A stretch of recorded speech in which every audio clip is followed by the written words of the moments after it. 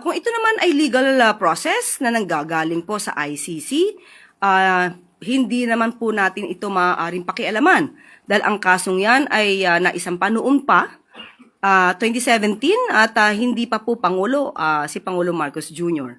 So kung dadaan sa proseso, yan naman po ang nais ng pamahalang ito. Ang ginagawa ng pamahalang ito ay dumadaan lahat sa proseso. Nagawa na po before. At ang sinunod po ay ang batas na umiiral sa ating bansa at nakipag-coordinate po ang ating pamahalaan sa Interpol. Kaya po naipadala ang dating Pangulong Duterte sa dahig. Kung ang pagsisilbi po nito, ang sisilbihan ay ang hustisya. Ang pagsisilbi ng hustisya ay hindi naman po dapat na maging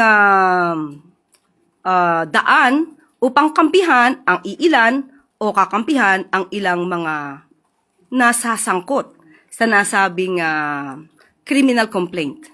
At even before, ang kanila mismong kaalyado, walang iba kundi si Mayor Magalong, ang nagsabi mismo na mayroong mali sa execution sa EJK.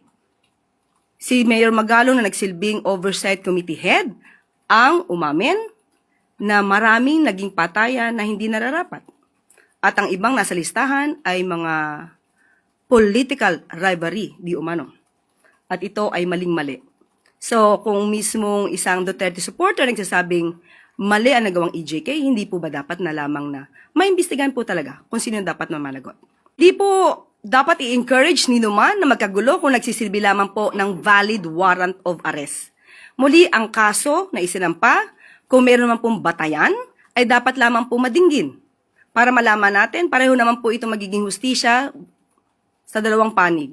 Hustisya sa mga di umanong naging biktima ng EJK, ng extrajudicial killings, at ito ay magsisilbi ring hustisya para doon sa naaakusahan kung mapapakita niyang wala naman siyang kinalaman at wala siyang kasalanan, maaaring magkaroon ng acquittal sa nasabing kaso.